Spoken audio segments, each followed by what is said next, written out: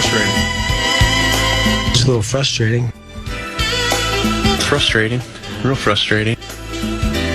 Yeah, it's frustrating. Obviously, it's it's frustrating. It's obviously frustrating, and it's not fun. It's a little frustrating. Many of us are frustrated. We know it's not good baseball.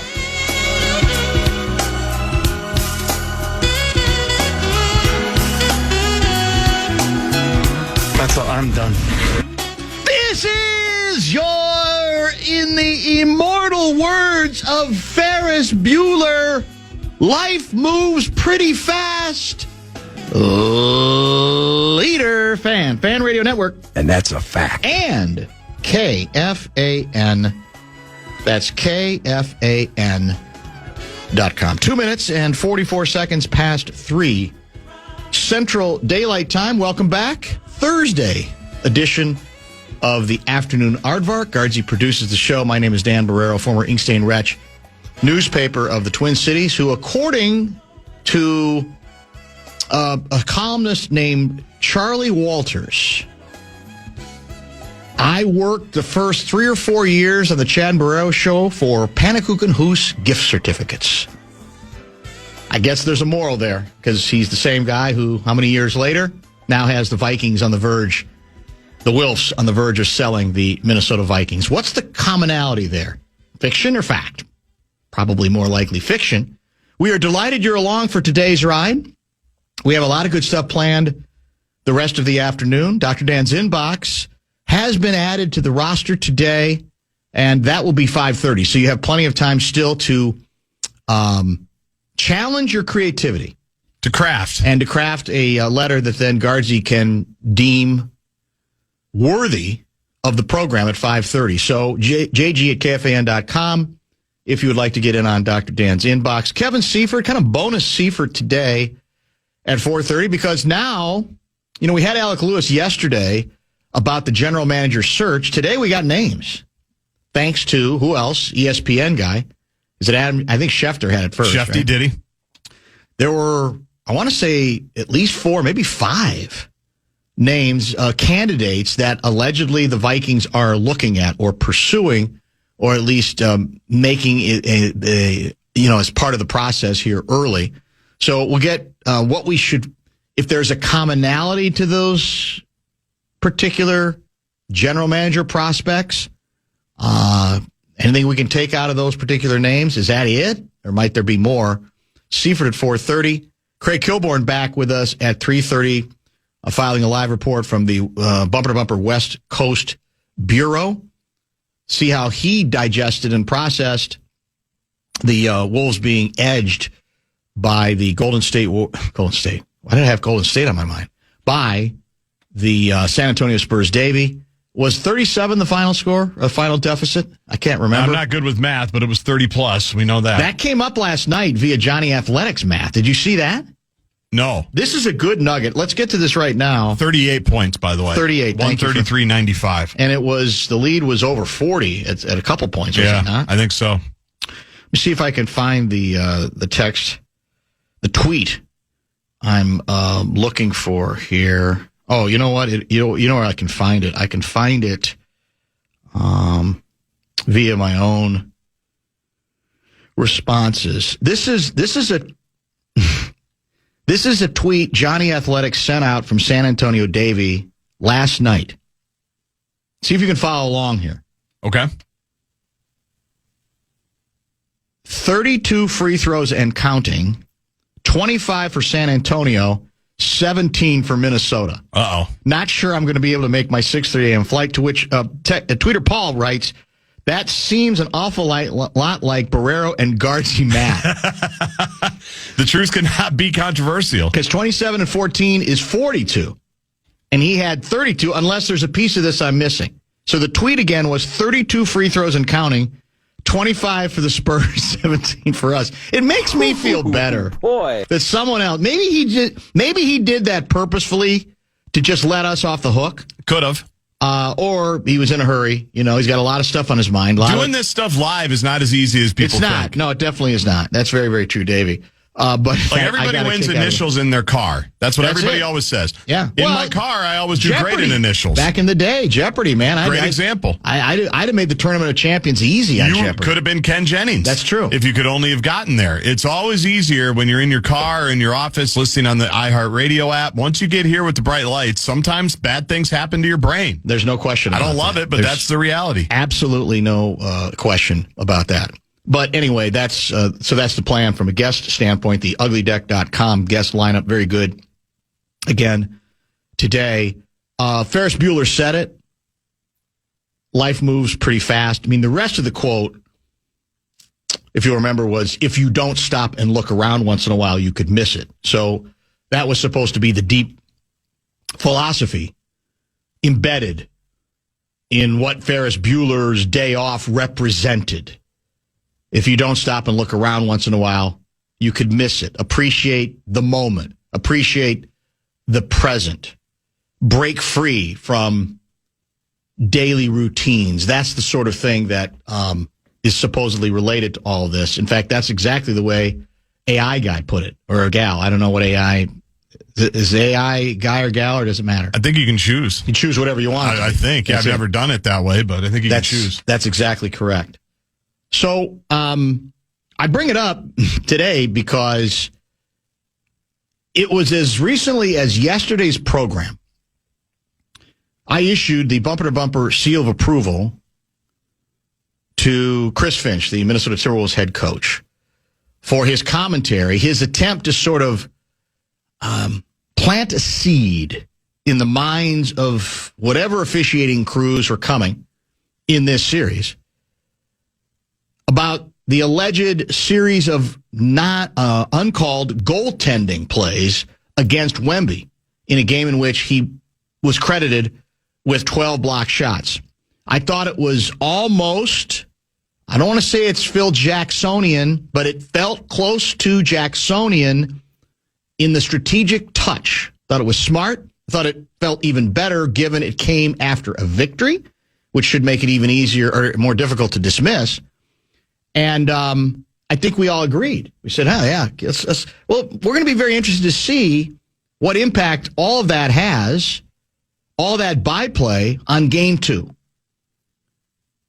Well, life does move pretty fast because now it feels like that Game 1, was like a million years ago, and one thing didn't seem to have anything to do with the other. I don't know a single person who at any point spent much time being preoccupied about the block shots by Wemby. He only had, I think, 3 in this case, and whether any of them were goaltending or not. It almost felt like that subject was really cool as of yesterday. Today, it means absolutely nothing. It was a pounding. It was, as the head coach said, a punking. Wolves were never really competitive in it. I wanted to go early with the cliche is, well, they're going to come out swinging, and really all the Wolves have to do is absorb that first punch. Sure. And for about 4 or 5 minutes, it was still a relatively competitive game, maybe a little longer than that. And then once it got away completely and utterly, and it did turn into an Alamo-like massacre. Although I would think Crockett, Bowie, Colonel Travis would say, we held up a little longer than the Wolves did. More than a quarter. Game number 2. It's exactly it. Yep. Let me give you the list of the things that the Timberwolves did not do last night. See if you agree with any of them or would like to add to the list. The Timberwolves, more than anything else, did not further the San Antonio Spurs, Davey, self-doubt. They gave them hope. It was not going to be illegal to lose to the Spurs in Game 2. It was likely, I think, the Wolves were going to lose to the Spurs in Game 2. But it's not helpful, I don't think, ever to lose like that, where if there's a little bit of doubt after Game 1, you don't fully pounce on it in a way that maybe the slight self-doubt becomes, oh, man, we got a problem here. The Spurs had to come out of that game feeling completely refreshed and confident once again that they've got their mojo back. And, yeah, there's no reason that we can't play with these guys, even if they've been to the conference finals 2 straight years. And even if Kendrick Perkins, after game 1, said, I no longer believe in the Spurs to win the NBA title or even this series, I now believe in the Minnesota Timberwolves. Losing the way the Wolves did was about more to me than a single loss from a Spurs standpoint. That it's more now like their confidence is buoyed. They won in a way that went well beyond just, to me, what might their feeling have been in a close game. Let's say it goes down to the wire and the Wolves lose by 5. I think you can say, oh, we are still a little bit worried. We split the 2 games in San Antonio, Davie. We're going now to Minnesota, and they gave us everything we could handle in both games, even though in the end we won game 2. I'm not saying that makes the series impossible to win. I do think when you inject a little bit of hope back into a team that, despite its 62 regular season wins, despite its talent, has not been through the wars, I think that's an opportunity lost by your Wolves club. What else did we not do? We did not get back on defense. Maddeningly so at times again. Fast break points, we had 5. They had 29. And often it was, as I said, we're just basically, what's the opposite of sprinting? Lollygagging? Yeah. Jogging back. Just jogging, sometimes not walking. Even just casual about it. On makes, sometimes too. That's correct. Where the Wolves scored, they didn't get back. We also did not get or go downhill as often as we vow we always want to do.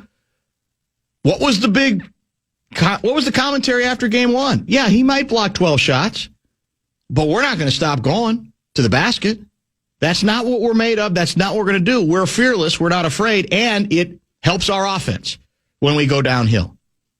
How much did we go downhill? Well, we were outscored in the paint 58-36.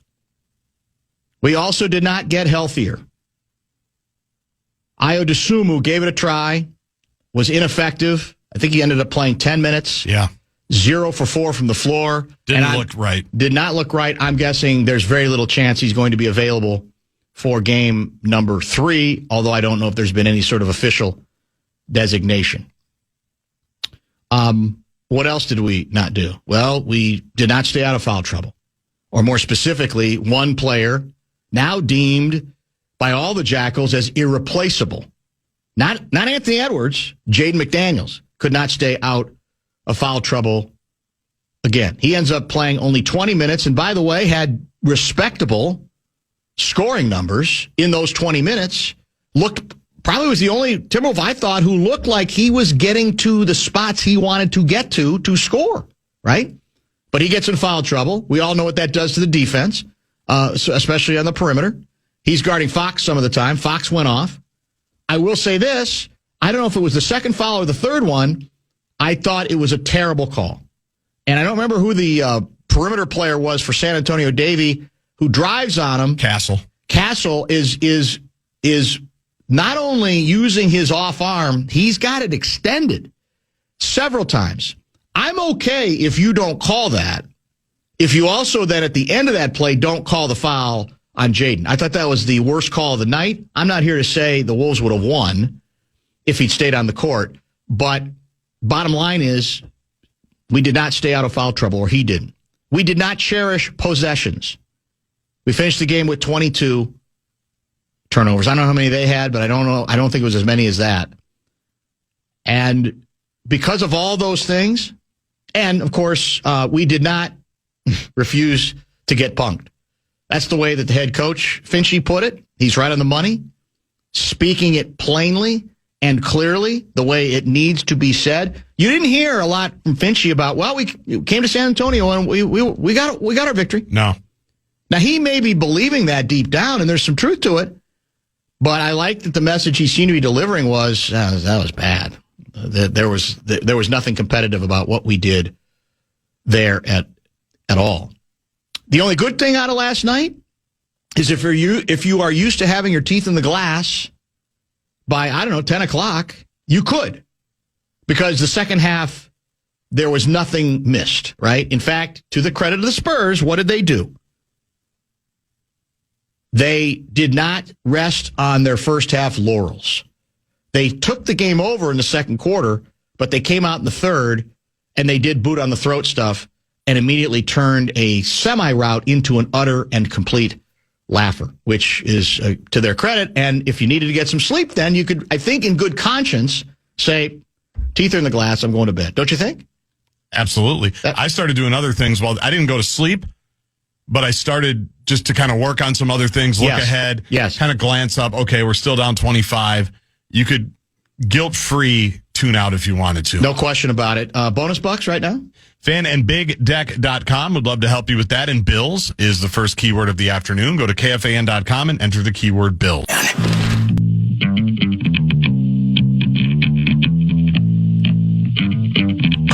It's a did not do edition of the Bumper Bumper program. I gave you a list of my do not do's from last night. We're going to get a couple more probably from Guardsy here in a minute. Hendo, Minneapolis, from the did not do category, did not move the ball. A string of possessions where there were literally 0 passes. It was the most disappointing part for me about the way Anthony started the game. Look, if he hits a couple of those shots, we say, hey, sets the tone. Yep. But you want to mix, right? And this, to me, was before they started going to what he called that crazy coverage where it felt like they were sending 3 people at him at times. Even before I think that ensued, it looked to me like it's the old, I'm just going to jack up a couple shots from outside, see if they go in. Well, you have any other did not? No, that was... Is that your big one? Well, yeah, you covered a lot of it in the first segment, but just the overall offensive approach was lacking. And then when the ball doesn't move, the bodies aren't moving. And then when you don't score, you're not moving back. Like, it all works together. That positive kind of defines energy. Julius Randle right there. And that's that is the tough part. As much as he's, meant in these playoff runs, and as much as the plus minus will tell you he's been dominant again, it's like on a night where, again, like Ant's just not himself. You can tell he's not explosive. He's not trying to be explosive. He's trying to feel his way into some things. He obviously didn't shoot well last night. I just wish Randall could be the other tone setter, because that is who he's supposed to be. It is. And we talk about Ant setting a tone on both ends of the floor all the time. And again, it's one of those things where you can watch 3 possessions and know it's just not going to be that way unless something drastically changes, and it obviously didn't. But just the overall lack of energy expended offensively to get good shots, then translated to the ESPN crew was like flummoxed. Like, man, another fast break for San Antonio. Minnesota's just not getting back. It's like, unfortunately, we're familiar. Yeah, we are. We've seen it. We know, and they just can't get themselves out of it. And they missed a million shots in the first quarter. Wemby didn't block a lot of shots, but there were clearly some where they were looking for him. Clark's comes to mind on the baseline. Yes, it came up short. So that's how dominant he is. That's why he's Wemby. And if a couple more of those fall, if a couple more of Anthony's fall, does everybody get into it a little bit more and actually decide, hey, we're here, we can compete? Might as well try to compete for game 2. Because the Spurs were not brilliant. Not early. In the first quarter and a half, until basically we gave them no choice because they could just frolic up the floor. Well, the other thing I think they did that was smart is, look, Wemby, whatever we think of 7'5" guys hitting 3-pointers, it's part of the way the league is set up right now, and he can hit them. But in game 1, I certainly felt like, I think I heard this from Charles Barkley a lot, that they didn't put him. It's not that you got to post him up on every possession or anything like it's 1982, but they didn't involve him in any actions. It was all perimeter stuff, and I thought in this game they did a lot better job moving him around, where he's not initiating, but he ends up with the ball. They put him in more actions, I guess what I'm trying to say, rather than him just being on the perimeter saying, okay, I'm taller than anybody. Nobody's going to be able to block my shot. I'm just going to take some threes.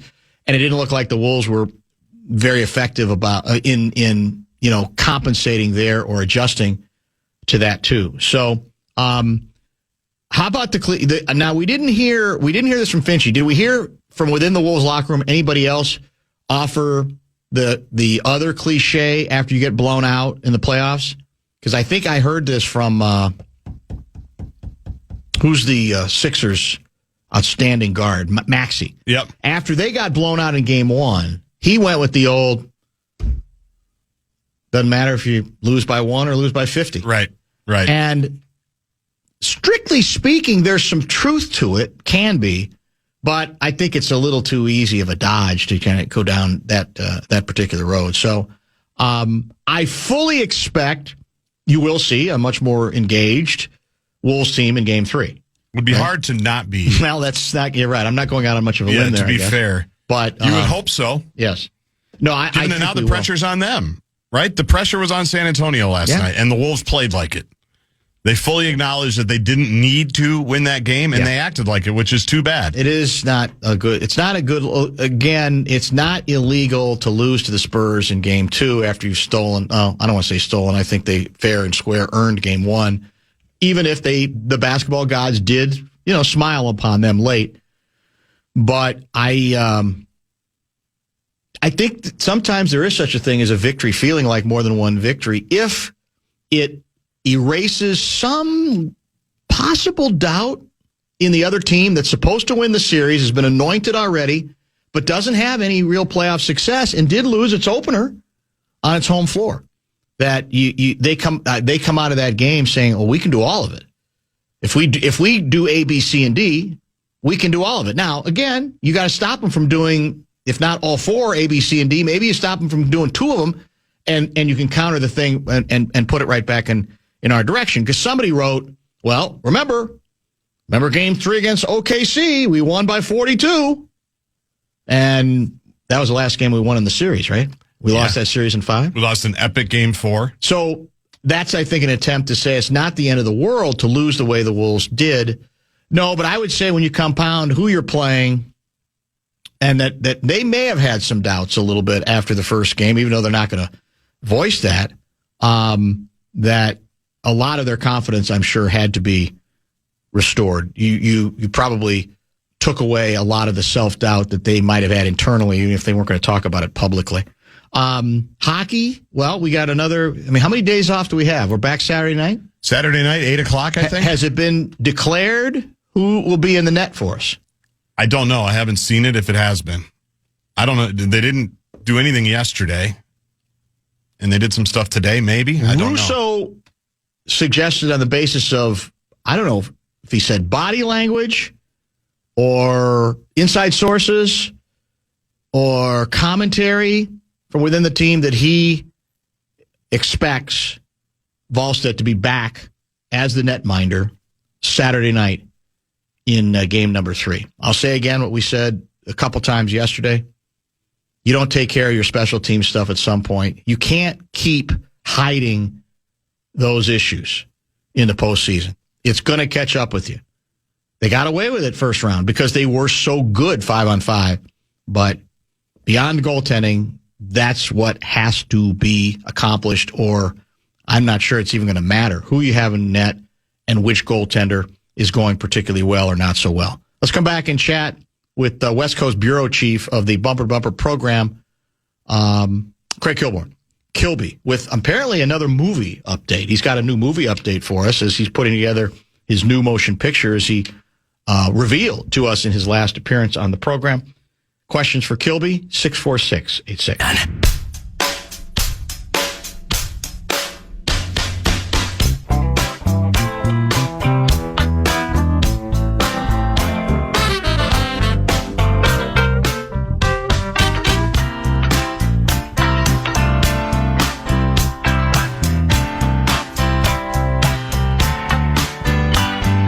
Questions already coming in for our guest, Craig Kilborn, kind enough to join us via the Connecticut Water Systems hotline. Here's your toss-up question, Mr. Kilborn. Yes, sir. 651 guy sent it. He writes, ask Craig, what is your least favorite city in Minnesota and why is it Edina? Well, I don't even know if I've ever been to Edina. I'm sure I have. What's the name of that? Where's the Cove? Is that Wyzetta, the Cove restaurant? There's one there. There is also one in Edina.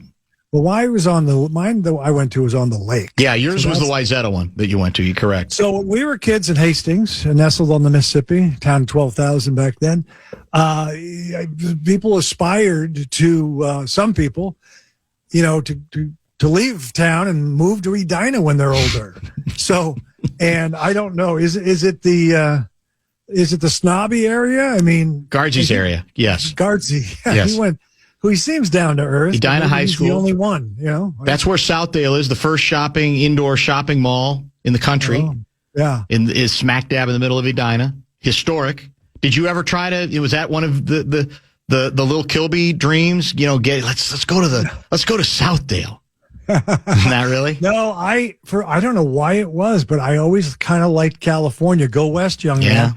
And then when I got older, I just saw my mom and starting the car in the winter in the garage, and then there's the fumes. And should we open the door? Or should we not? Are we close to death? What's going on? and then I just wanted to get out. And then when I was at college at Montana State, even though there was snow there, they had the Chinook winds. It wasn't nearly as cold. Yeah. And when we played University of Minnesota, the Montana teammates were like, "Gosh, this is really cold here." And then I went on my spring break, my senior year. My brother was in San Francisco, and he picked me up at SFO. We drove into the city. He saw my mouth drop, and he said, "She's a beautiful lady." And I fell in love with California. Yeah, so, It's hard to argue with that. Hope you're doing well. How have you been? Life is good. Life is good. I'm very busy with pre-production on the film. Yes. And it's going very well. I do have a fun update when you want it, and you'll like it. Well, You're going to like it. I'm looking forward to that. We'll get to that in just a minute. So, you have been known to walk away from the Wolves when they perform as dreadfully as they did last night. Just say that's enough. I don't need to see any more. I know basketball. There's nothing happening here tonight. So I'm gonna, go mix a drink or go have a late night snack or put the slippers on, whatever. What was it like for Lord Kilby last night as he's processing Game 2? I view this Dan Barreiro show as a safe space. Okay. Safer than my house. There are things I can tell you that I wouldn't tell Princess Cherry. I turned it off early second quarter. Then I follow it. My eyes can't be exposed to this debacle. I've been watching too much hoop. Yeah. As I told Guardsy off air, I rewatched the fourth quarter of Game 6 4 times.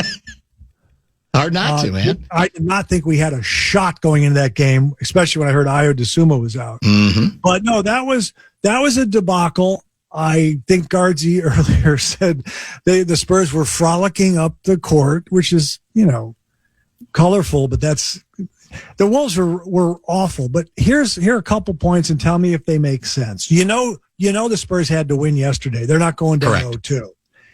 I don't know how good the Spurs are. I haven't seen them play enough. I know how good OKC is. I think I know how good Denver is, but I was surprised we won that series. I also didn't think, unlike when we beat Denver in Game 7 a couple of years ago, that we were exhaling and said, okay, and we weren't ready for Dallas. Hey, we won Game 1. That was great.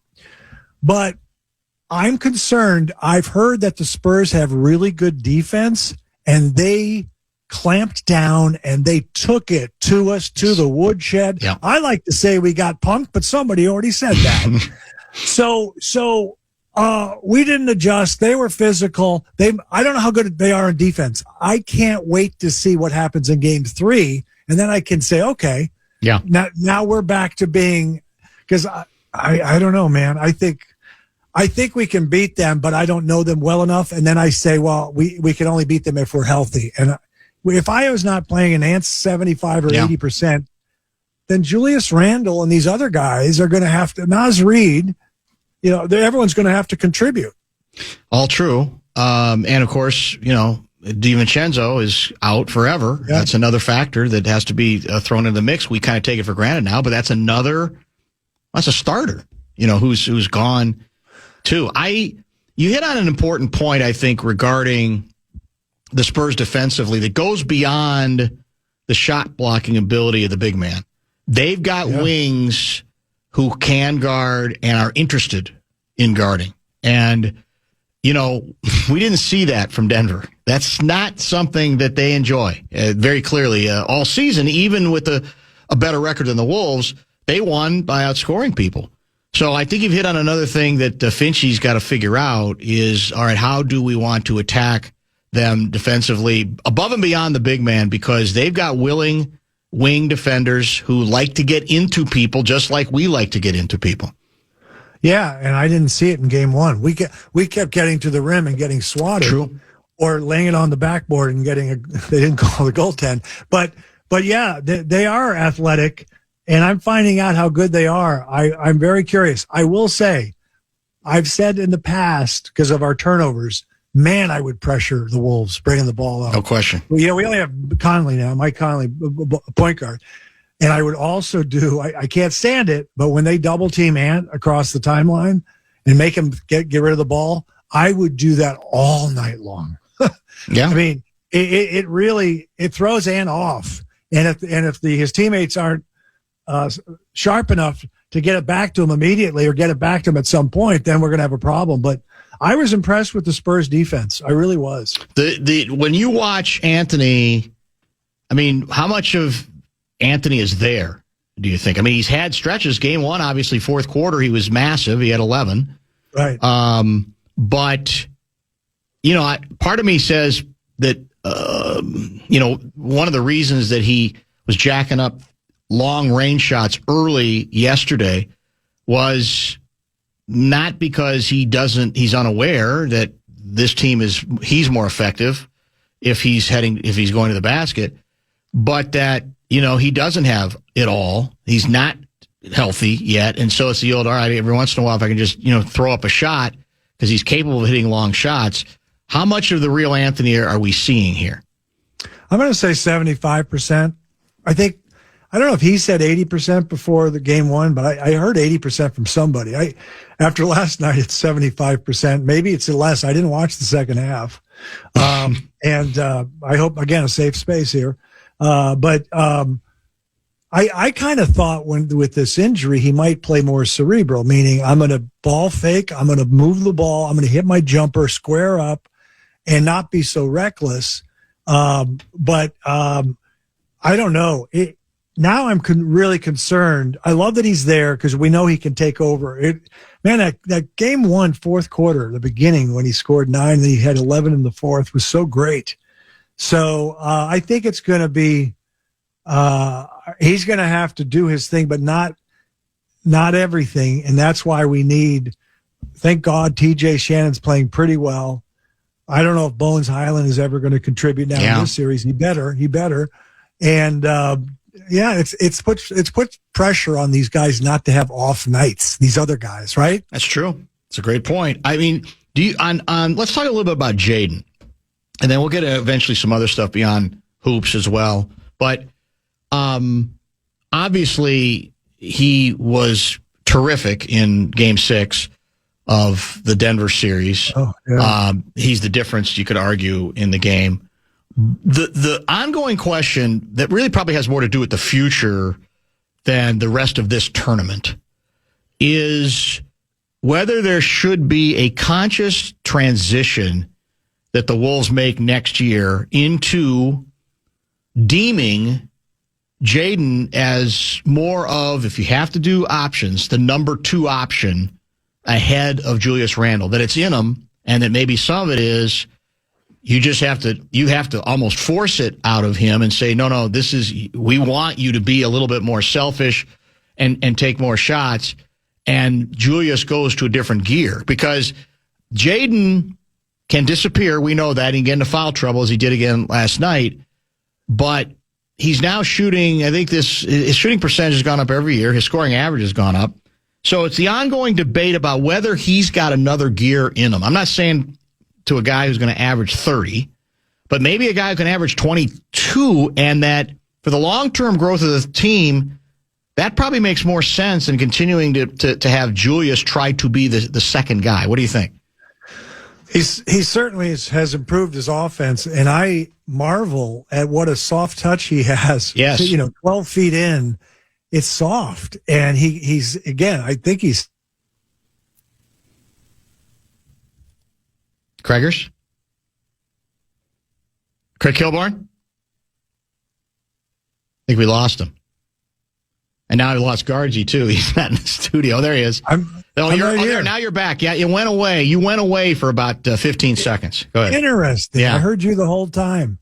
I crossed my leg and hit my cord here on my headphones. I mean, you never know, I man. do that again. Yeah. I'm by myself in my den. I thought I could cross my legs. Okay. So I was saying he's really improved his offense, but I do remember last year I wanted to be competitive in Game 5 at OKC, and he missed his first 7 shots and they left him open. That's so true. I'm not. I'll what you propose. I will say let's experiment with that in some games, and see how he does if he keeps scoring, and then we can adjust accordingly, and then have Julius do his thing. The thing about a Julius Randle and these scores is they go through cold spells. Yes. And so I guess if we're going to have Jaden as a number 2 option, we'll have to allow him to go through a cold spell. My understanding is he's still not hitting a high percentage of threes right now. No, that's true.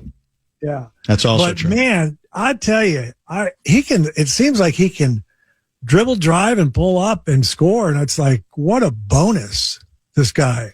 So he played well yesterday, except he was in foul trouble. He was probably their best player yesterday because he was getting to spots that he likes to get to. I think he's had 13 shots and made, I want to say 7 or 8, I believe, in that range. It's probably a little bit stale, but I want to go back a little bit to the end of the Denver series because I said good. Game 6. I'll talk about it all day. Yeah, because I have maintained a belief. I have been here literally, obviously, since this team's inception. I remember it well. Even the debate about what our nickname should be, whether it should be the Minnesota Polars. Winter. I like Winter. Winter as a singular. Okay, yeah. Well, it was going to be either Polars. Oh, okay. Or Timberwolves. I think those ended up being the finalists. But I will tell you this: they've obviously played games where more was on the line. But I thought literally in all the games I've ever seen this team play in person, or many of them just covering or just watching, that for blood and guts kind of fiber performance, I thought that was the best game in this franchise's history. When you factor in the injuries, because I don't think hardly anybody gave them a chance. And it's not a team that always seems to be about the fiber, right? I mean, because they can be so exasperating. But I thought that's going to hold up as the gutsiest game, albeit first round, but the gutsiest game in this team's history. Is that hyperbole? No, because I was asking the question, and I had our friend Johnny Athletic on the Life Gorgeous this week, and I said, okay, is Game 6 the greatest game in history, or is it Game 7 at Denver? And he said, I got to go Game 7 on the road at Denver. It's a Game 7, and it's on the road. Okay, got it. But when you're saying gutsy, and let's throw in gritty. Yes. And there was no frolicking by the Nuggets up the court. No. So this was, Dan, I was being negative. I was being realistic. I texted friends and said, we're going to get blown out. The series is over because we had to win the game. The game in Denver, I think we had 24 turnovers, and we do that. And I just said, there's no way. And then when I saw Io was out, I was like, this is a joke. Yeah. That's how it I felt. did not anticipate Jamal Murray shooting so poorly. No, and a lot of that, of course, we're back to Jaden. Jaden, because the guy's just relentless on him. Right. At the perimeter, and you think again, you could say Jamal is inconsistent offensively anyway. Yep. But with it's got to be harrowing to see somebody that tall who's not obviously supposed to be able to play on the perimeter and guard somebody like Jamal Murray, and he tortured him. Really, I thought he tortured him the whole series. Oh, and I think I want to talk about the torture because I think we got to get a little under the skin of these guys, the Spurs now. Yes. But I wanted to ask you Game 6. Guardsy told me he was there and it was really loud. I was there too. Yeah. That's what I wanted. So it was out of control, right? It was. Yeah. It was for once the loudest ovation wasn't if somebody was going to miss a second free throw on the visiting team in the second half. Preaching. Which is amazing to me. It's still amazing, but everybody does want something for free. No, it was what I said to Guardsy, and I think we agreed on this, is that the interesting psychology there in terms of the fan behavior in that game was I think they came to the ballpark with the trepidation you've laid out. Yep. Because it is what it is, right? And they started early, kind of slow. And then as they got back in it, and then they got a lead, and then you get to halftime, and they're still in it, and they might have even been ahead at the half. I don't remember. And as it goes on, you get this sense, I did, the people around me, it's like dawning on us, like, hell, this could happen. Maybe this can actually happen. They're not pulling away. Denver's not figuring anything out. Yeah. And all that put together, by the end of it, I thought it was as loud and, organic a reaction from a Wolves crowd as I can remember. And that's what I want for game 3 against the Spurs. I want this incredibly emotional attack them, get up in their face. They're obviously better on defense than Denver. So it's going to be a tough game. I mean, do you know how good San Antonio is? I haven't seen them play. No, I haven't. Same as you. I have not seen them enough other than trusting, some of the national media people who love them. But there was a part of me that said, okay, every team still has to do it and to recover from a game like game 1, for example. Games that they're supposed to win or that they didn't at home. I thought that was a fair question to ask, even with their 62 victories during the season. Is okay. Let's see if how they might deal with an injury or a little bit of misfortune, because it is, as you know, it's a whole different approach and animal in the postseason.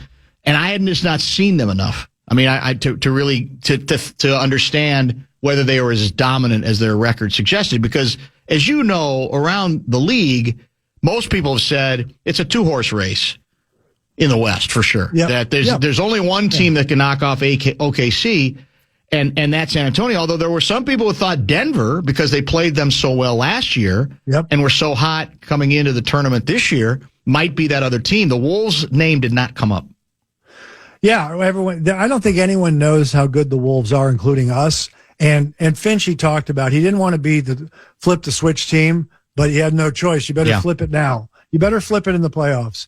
And they did on a number of games.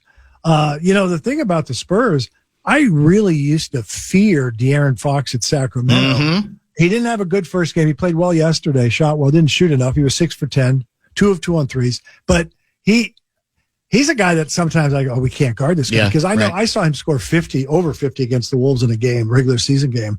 So they definitely have talent, and it's kind of cool that they only have one day off and we get to see them tomorrow. That's pretty exciting. I hope everyone's rested up, but that's going to be a hell of a game. I love it when it's you play every other day. I think it's just for the I know why it's done. For TV, it's done differently many times. Hell, your favorite hockey team, the Minnesota Wild. I mean, they've had 3 days off before they play their game 3. Kaprizov is ready. I mean, Kaprizov needs to step up if he's the highest paid player. Well said. There you go. I mean, come big on. knocker. And big knocker's got turn over the puck. Take care of the puck. Now you're starting to sound like Jacques Lemaire. Do you remember Jacques Lemaire, our first coach? Yeah. I remember that name. Tremendous. Yeah. Tremendous coach. I love to say this guy's name. So I followed hockey in the 70s. And I interviewed Dennis Leary once, a big hockey guy. He didn't know this. I go, I followed hockey in the 70s. Who was the fastest skater in the NHL? And he didn't know. Yvonne Cornwyer. That's the Montreal Canadiens. Yes. That's such a great callback. Yeah. They had so many great players. It was absurd. We had, we have Lou Nanny all the time. Right. And several years ago, we had a series of shows that we called, Legends with Louie. He'd bring on, because of his connection to everybody in hockey, he'd get these big names to come on with us, including Kenny Dryden. Now, the late, great Kenny Dryden, who went on to a terrific political career after being just an absurdly successful goaltender with the aforementioned Montreal Canadiens as well. So you know your 70s hockey. I tell you, my favorite player. I mean, I like guys on the North Stars: Bill Goldsworthy, Jude Druin, JP Parisi. But my favorite player was on the Rangers, number 19, the center, Jean Rattel. Jean Rattel. Or is it you just like saying Jean Rattel? Yes. Yeah, both. That was a lot of it. But he looked cool. I don't know if he wore a helmet. I don't think he did. I don't remember. I don't think so. I don't think those are the helmet Helmet days. I'm pretty sure they're not. By the way, have you paid any attention to the Draymond Green? Draymond Green, as usual, is going at everybody and getting everybody worked up. In this case, nothing related to Rudy, I will add for the moment. I know. He went after Charles yesterday. Did you hear about the shot he took at Charles? I haven't listened to the clip. I know about his little feud with Rivers. Yes. That's another one he's got going. Yes. The one with Charles was basically, I think the question was how long you want to play and, how much less of peak Draymond can you live with when you're, trying to decide how long to play and to finish your career. Right. And it was something to the effect of he looked at Charles and said, "Well, I don't want to get to the point like the Charles in Houston." Which is, and I guess I didn't see it live, but apparently Charles took it and just let it go. No, actually he did. I think the comeback eventually was marveling over how many singles that Day has had in his career rather than double-doubles. It's a good line. But if you go back and look up Barkley's stats, as some people have, I'm talking about in Houston, which obviously wasn't peak Charles. They were absurd. He had numbers that Draymond Green, of course, a different kind of player, but could not even possibly dream of. I just know I looked up once years ago because I met Barkley, and he was with the ball player, and I said to the ball player, "What do you think Charles shot career 3-point percentage?" Ooh. And the guy, it was Chris Webber. And Chris Webber goes, I don't know, 33 or so. No, 28. And Charles was like, I took those at the end of the game. Pretty good player. 28%. Yeah. 28%. Yeah, and the Rivers one's probably not even worth getting into. It's rather silly. Draymond likes to stir it up. He does. I sometimes worry about these guys. I used to worry about Dennis Rodman when he retired. How's he going to fit into society? But I guess he hasn't gotten into too much trouble. And Draymond is just going to, Draymond is just going to say these things. He's just, I don't know. Some guys like to instigate, and he likes to instigate. He does on the court, and he does via his podcast. You're 100% right. Let's get a quick break in. I want to get to a couple updates on your motion picture. I got a couple other questions to get to and some texts too. Craig Kilborn, kind enough to join us. Kevin Seifert, 4:30 on the Vikings general manager search. Dr. Dan's inbox will be open at 5:30 as well. Don't go away.